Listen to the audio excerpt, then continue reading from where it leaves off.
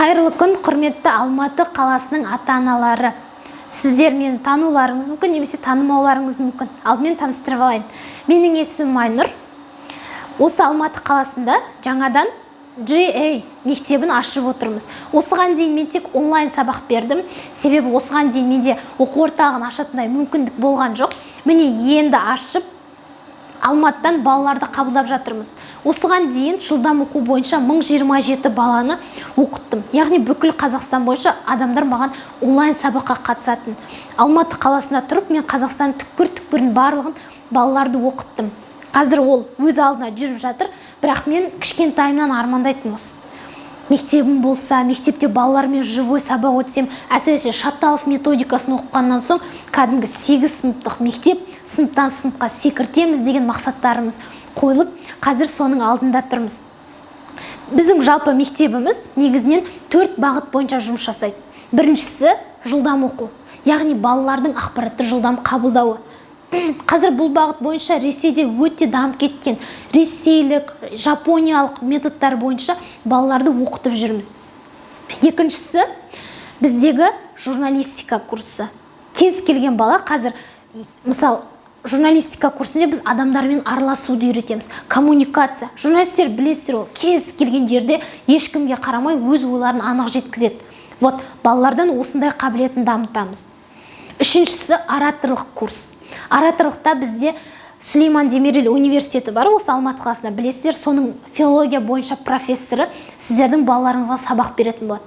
Яғни қазір сабаққа шыққанда балалар тұрады, галстугын ұстайды, қозғалады, не айтқан өз, үнемі біреу басын ұстап тұрады. Бұның барлығы әдетіне айналып бара жатыр.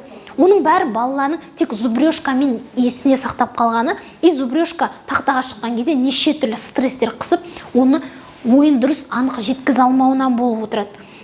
Ораторлық курстан кейін ондай проблема болмайды. Балаңыз елдің алдында еркін сөйлейтін болады.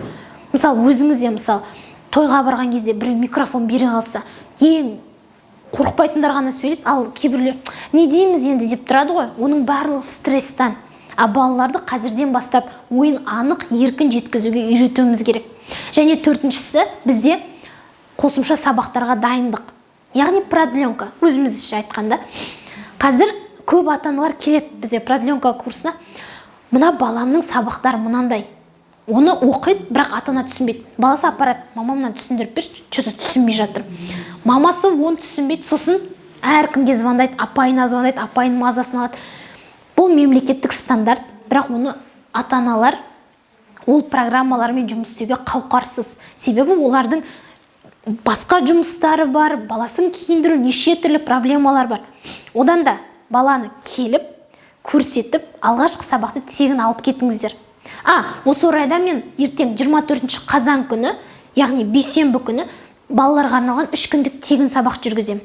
Ол тегін сабақта жылдам оқу, жалпы мидың мүмкіншіліктері туралы барлық ойымдағын барлығын айтам.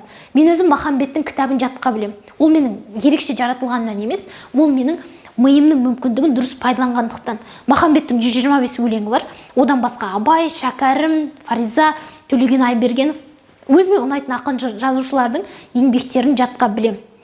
Және мен өзім жылдам оқумен осыдан 11 ай бұрын айналысып бастадым. Өздеріңізге белгілі, минутына 94 мың сөз оқитын Адина Манатбекова деген қыз бар. Соның жеке тренерімен өзім дайындалдым. Қазір минутына 4800 сөзге дейін оқимын. Енді менен озып кеткен шәкіртім бар, ол минутына 17 мың сөз оқиды. Ол қазір Орал қаласына тұрады. Ол туралы сіздер YouTube-қа Мега Жады Айша деп жазсаңыздар, шығуы керек. 10 жасар қыз 17 мың сөз оқиды. Кез келген бала жылдам оқи алады. Кез келген бала кез келген өлеңді тез оңай жаттап алады. Тек оған бір тәсілдерін үйретіп жіберу керек. Осы 3 күндік сабақта мен 3 тәсілмен бөлсем. Біріншісі, жалпы мидың мүмкіншіліктері. Ми қанша бөліктен тұрады, біздің жады дегеніміз не, қалай жылдам оқимыз, оның барлығы мида жүретін процесс болғандықтан мидың бүкіл мүмкіншіліктерін ашып көрсетем. Және ол арқылы практикалық сабақ жасаймыз. Екінші күні өлең жаттау. Өлеңді ассоциация тәсілімен жаттау деген бар, өте оп-оңай. Сол суреттеу арқылы жаттауды үйретіп, балаларыңызға ешқашан мынан жатта деп айтпаңыздар. Олар жаттағысы келмейді. Жатта десеңіз, сізді итере бастайды, қиын деп. Оларға айту керек. Сен 3 рет жақсылап оқы, санаңа сіңдіріп оқы, және сол өлеңнің суретін көз алдыңа келтір. Міне осы кезде ол жаттап алған өзі білмей қалады. Мен балаларға ешқашан жаттаңдар деп айтпаймын. Тек 3 рет жақсылап оқимыз, суретті көз алдымызға келтіреміз, болды. 4-шісінде сразу айтып шығатын болады. Енді ол ассоциация тәсілі арқылы. Және 3-ші күнгі сабақта антиципация деген тәсілмен бөлісем, яғни мәтінді оқып келе жатқан кезде алдын ала болжау. Бізде жылдам оқуда осындай тактика бар. Оны балаларыңыз көрген кезде көзінің банка болатынына мен 100% сенімді түрде айта аламын. Себебі осыған дейінгі өткізіп жатқан сабақтардың барлығында сондай эффект көріп келген. Жақсы, ұзын сөздің қысқасы, сіздер осы 3 күндік тегін сабаққа тегін қатысып көріңіздер. Аяйтын ештеңе жоқ. Мен енді 3 күндік сабақта бар білімімнің барлығын беруге тырысам, бірақ менің YouTube-та да неше түрлі ашып тастаған сабақтарым бар. Енді сұрайтын шығарсыздар, бұл неге тегін? Ресейде жылдам оқу өте қарқынмен дамып келе жатыр. Кез келген бала білу керек навык. А бірақ қазақ балалары, қазақ ата-аналары ол туралы білмейді. Қиналып бір жолдармен өлеңдерді жаттайды, еще зубрежка есінен шығып кетеді. Одан да оңай тәсілдермен жаттап алып, өмір бақи есінде қалсын. Мендегі бар тілек осы ғана. Егер сіздер біздің орталыққа келіп көремін десеңіздер, Navai 72 мекенжайына келіп, мектебіміздің ішін көріп, мұғалімдермен танысып, сабақ қалай өтеді деген сұрақтарыңызға толық жауап ала аласыздар. Ұмытпаңыздар, кез келген бала ол супер. Кез келген, Шаталовтың айтатын сөзі бар. Шаталов өзі 33 жыл бойы мектеп директоры болған.